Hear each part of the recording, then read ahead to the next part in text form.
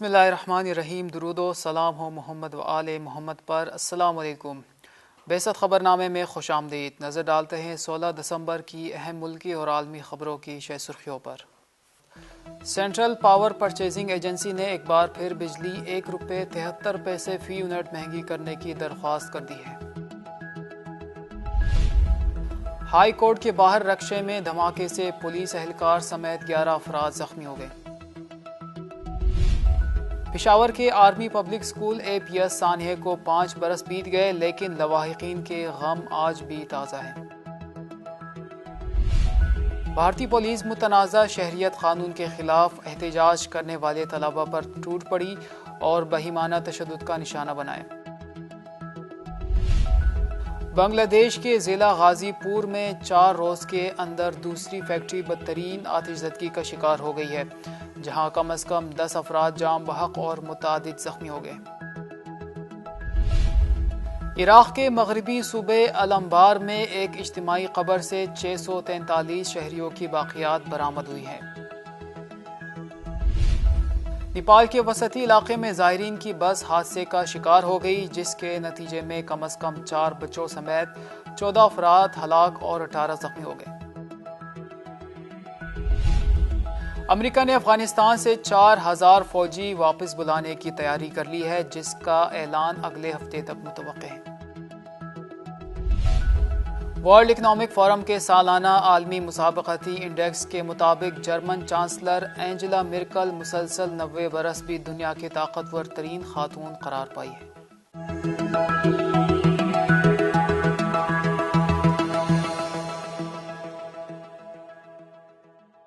اور اب خبریں تفصیل کے ساتھ۔ سینٹرل پاور پرچیزنگ ایجنسی نے ایک بار پھر بجلی 1 روپے 73 پیسے فی یونٹ مہنگی کرنے کی درخواست کر دی ہے۔ رپورٹ کے مطابق سینٹرل پاور پرچیزنگ ایجنسی نے نیپرا کو درخواست اکتوبر کی ماہانہ فیول ایڈجسٹمنٹ کی مد میں جمع کرائی۔ CPA نے سابقہ ایڈجسٹمنٹ کی مد میں بھی 3 ارب 53 کروڑ روپے وصول کرنے کی درخواست کی ہے۔ نیپرا CPPA کی درخواست پر سماعت 26 دسمبر کو کرے گی۔ ہائی کورٹ کے باہر رکشے میں دھماکے سے پولیس اہلکار سمیت 11 افراد زخمی ہو گئے۔ رپورٹ کے مطابق پشاور ہائی کورٹ کے باہر ایک رکشے میں اس وقت دھماکہ ہوا جب وہاں بڑی تعداد میں لوگ موجود تھے، تاہم حادثے میں 11 افراد زخمی ہوئے۔ واقعے کے بعد پولیس نے علاقے کو گھیرے میں لے لیا، جبکہ کسی بھی قسم کی دہشت گردی کے خدشے کے پیش نظر بم ڈسپوزل یونٹ کو طلب کر لیا گیا، جس نے سرچنگ کے بعد علاقے کو کلیئر قرار دیا۔ CCP پشاور کا کہنا ہے کہ دھماکے میں بارودی مواد استعمال ہوا۔ BDU ٹیم کی رپورٹ کے مطابق دھماکے میں 4 سے 5 کلو گرام دیسی ساختہ بارودی مواد استعمال ہوا ہے۔ CCTV فوٹیج کے مطابق ہائی کورٹ گیٹ کے سامنے رکشہ پہنچتے ہی دھماکے سے اڑ گیا۔ پولیس نے اجمل نامی رکشہ ڈرائیور کو حراست میں لیا ہے۔ پشاور کے آرمی پبلک اسکول APS سانحے کو 5 برس بیت گئے، لیکن لواحقین کے غم آج بھی تازہ ہیں۔ رپورٹ کے مطابق 16 دسمبر 2014 کو کالعدم تحریک طالبان پاکستان کے 6 دہشت گردوں نے APS پر بزدلانہ کارروائی کرتے ہوئے 132 طالب علموں اور عملے کے 17 افراد کو شہید کر دیا تھا۔ پشاور آرکائیوز لائبریری کے باہر APS یادگار شہداء کے باہر والدین نے اپنے شہید بچوں کی یاد میں شمعیں روشن کی۔ اس دوران اپنے شہید بچوں کی تصاویر دیکھ کر اور انہیں یاد کر کے کئی ماؤں کی آنکھیں آنسوؤں سے چھلک پڑیں۔ شہداء کے والدین نے آرکائیوز لائبریری کی حدود میں قرآن خوانی کا اہتمام بھی کیا تھا، جہاں ان کے ایصال ثواب کے لیے دعا کی گئی۔ بھارتی پولیس متنازع شہریت قانون کے خلاف احتجاج کرنے والے طلباء پر ٹوٹ پڑی اور بہیمانہ تشدد کا نشانہ بنائے۔ بھارت بھر میں مسلمانوں کے خلاف مذہبی امتیازی سلوک پر مبنی قانون کی منظوری کے خلاف احتجاج جاری ہے۔ بھارتی دارالحکومت دہلی میں جامعہ ملیہ اسلامیہ یونیورسٹی اور علی گڑھ میں مسلم یونیورسٹی کے طلباء و طالبات بھی مودی سرکار کے خلاف سڑکوں پر نکل آئے اور انتہا پسندی اور نفرت پر مبنی سرکاری پالیسیز کے خلاف شدید احتجاج کیا، لیکن مودی سرکار کو طلباء کا آواز بلند کرنا ایک آنکھ نہ بھایا۔ بھارتی حکومت نے مقبوضہ کشمیر میں جاری مظالم کو نئی دہلی میں بھی دہرا دیا۔ بھارتی پولیس دندناتی ہوئی یونیورسٹی کیمپس اور ہاسٹلز میں داخل ہو گئی اور نہتے طلباء و طالبات پر بری طرح ٹوٹ پڑی۔ پولیس نے طلباء و طالبات پر آنسو گیس کی شیلنگ کی، لاٹھی چارج کیا، لاتوں، مکوں اور گھونسوں سے تشدد کیا اور اخلاقی قدریں پامال کرتے ہوئے مغالطات بھی بکیں۔ بنگلہ دیش کے ضلع غازی پور میں 4 روز کے اندر دوسری فیکٹری بدترین آتش زدگی کا شکار ہو گئی ہے، جہاں کم از کم 10 افراد جاں بحق اور متعدد زخمی ہو گئے۔ رپورٹ کے مطابق غازی پور کے صنعتی علاقے میں پنکھے بنانے کی ایک فیکٹری میں آگ لگ گئی اور دیکھتے ہی دیکھتے شعلے بلند ہو گئے۔ تاہم فائر فائٹرز نے 2 گھنٹے تک تگ و دو کے بعد آگ پر قابو پا لیا۔ فائر سروس کے ترجمان ذل الرحمان کا کہنا تھا کہ عملے کو فیکٹری کے ملبے سے 10 لاشیں ملی ہے اور تلاش کا کام جاری ہے، جہاں مزید ہلاکتوں کا خدشہ ہے۔ عراق کے مغربی صوبے الانبار میں ایک اجتماعی قبر سے 643 شہریوں کی باقیات برآمد ہوئی ہیں۔ ذرائع کے مطابق تمام مقتولین المحمدہ قبیلے سے تعلق رکھتے تھے اور وہ 2016 سے لاپتہ تھے۔ الانبار کے صوبائی دارالحکومت ربادی میں محکمہ فورینزک میڈیسن کے ذرائع نے بتایا کہ اجتماعی قبر سے انسانی کھوپڑیاں، ہڈیاں، سادہ کپڑے، بچوں کی چیزیں اور ہتھکڑیاں ملی ہیں، جس سے پتہ چلتا ہے کہ اس جگہ ان لوگوں کا بے دردی سے قتل عام کیا گیا تھا۔ عراقی حکام نے تصدیق کی ہے کہ یہ علاقہ حشد الشعبی کے کنٹرول میں تھا اور داعش کے جنگجو یہاں تک نہیں پہنچ سکے تھے۔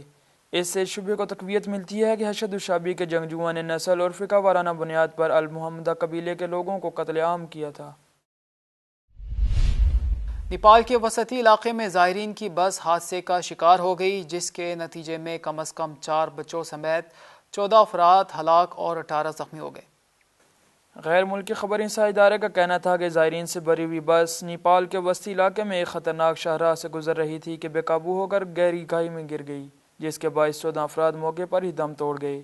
پولیس کا کہنا تھا کہ بس میں 32 افراد سوار تھے۔ مسافر بس دارالحکومت کھٹمنڈو سے تقریباً 80 کلومیٹر دور ضلع سندھ پالچوک کے پرپیج راستے سے گزرتے ہوئے حادثے کا شکار ہو کر 70 میٹر گہری کھائی میں جا گری۔